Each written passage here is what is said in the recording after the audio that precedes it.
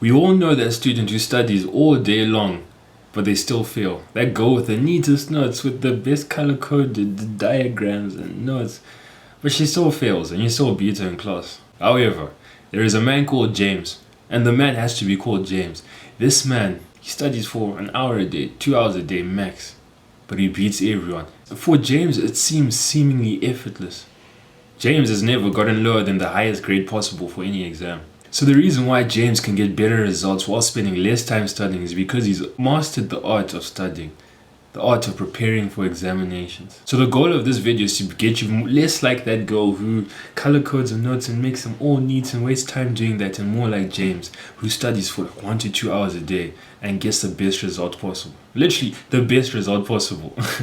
And James isn't a fictional character. James is actually one of my good friends. We went to high school together, and up to date, I think he's the most accomplished student academically in my high school's history. For every single, we do Cambridge exams. So we did Cambridge, IGCSE, and A-level. For every single exam, for every single subject he wrote, he got an A star. That is, an A star is essentially the highest attainable grade that you can get. And imagine that for every single exam, he got an A star. There are also other awards, such as top in Zimbabwe, top in the world. Like, you'll get the top mark in Zimbabwe for that subject, top mark in the world. And I think this guy has like 8 top in Zimbabwe's. And he has probably, I think 2, 3 top in the worlds. Those are not easy feats. Like, in terms of academics, James Wakefield, he is that guy. And he's currently enrolled at Oxford University. And like, he deserves every bit of that enrollment, if that's how you say it. And you know what, for someone who got the highest attainable grade in every single exam he wrote, you would think that he spent it like every moment studying.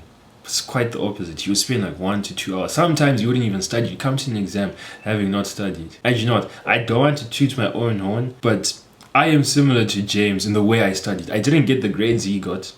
Nowhere near. I got, for my A-levels, I got an A star, A, and B. And we use similar studying methods. It's just that he was more serious than I am. And I know this sounds like me coping, saying, oh, I could if I was more serious. Like, I didn't want to be more serious because, yeah, obvious reasons.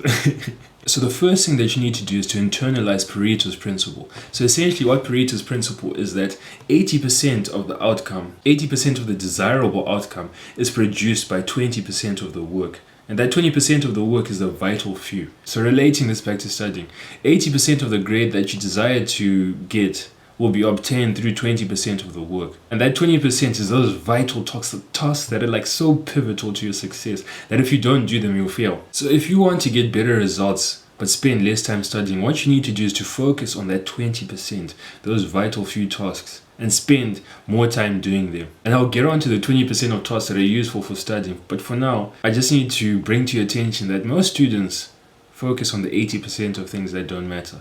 They'll spend hours and hours writing notes, making sure that they're neat, making sure that they're color-coded, and that their file is so in order. And I'm not saying that stuff doesn't help. That stuff does help. But it is not pivotal to your success, and it never will be pivotal to your success. That's why you see that girl who has the best notes, the neatest notes, and she's failing. She'll be crying after the exam because she'll be like, I worked for 6 hours, I studied for 12 hours yesterday. It's because you studied doing utter rubbish. You know those students that spend hours and hours studying? Like hours, they'll tell you I studied for 10 hours. The truth is they probably did study for 10 hours. But they would have spent their time doing the 80% of tasks that only yield 20% of their desired result. So these tasks are things like writing notes, color coding things, making sure that they're neat. And the reason why these tasks are part of the 80% of tasks that only achieve 20% of the results, because these things don't contribute to the main part of studying, the main thing that you want to do, and that's to be able to recall information. So like these students, they spend so much time making sure that they have neat notes. But those neat notes will never contribute to them increasing their knowledge and understanding of the exam, the important part of studying. And I'll say this right now, it may be controversial, but making sure that you have neat notes and they're color-coded and they're best things ever, like fair enough, it's nice, but it's a form of mental masturbation. Because it makes you think that you've done something when you haven't. Like after a note-taking session, fair enough, you now have notes that you can go through. but you've done relatively nothing. Because at the end of that note-taking session, you feel like you're the man. You feel like you've done so much, but you would have done absolutely nothing. You would have just written stuff. You would have just copied things down. Not using your brain, literally just copying things down. You know, I could copy things down from a butterfly textbook, and I won't take in any of the information. And you want to know something interesting? For all of my subjects, from about O-level onwards, I didn't have an up-to-date textbook. Like, I never finished my notes. I'd write enough notes so that the teacher wasn't on my case, but I never finished my notes. I didn't waste time on mental masturbation. I used my time focusing on the 20% of tasks that would yield 80% of the results. The important task, that 20% that achieves 80% of the results that you want, it is tasks that involve active recall. And I'll say that again. It is tasks that involve active recall. So essentially what active recall is, it's making an effort to remember something that you've learned once before. The most common forms of active recall are going through past paper questions, flashcards. Because you know flashcards, well, this is a notepad, it's not a flashcard. But flashcards, there'll be the one side where there's a question, and on the other side there'll be the answer. And the reason why these tasks are so important, tasks that involve active recall, because that's essentially what an exam is. An exam is active recall. You're recalling information that you've learned and you're applying it to the question that's in the exam. So if you want to spend less time studying but get better results than everyone else, what you need to do is to focus on these tasks that involve active recall. And I know I might get a few comments in this video like, why is this video coming now? We've just finished exams. Because for people in Zimbabwe, they've just finished exams. Like literally yesterday. They've just finished exams. So the timing of this video is probably the worst possible. But it will help. Eventually it will help the people that it needs to help.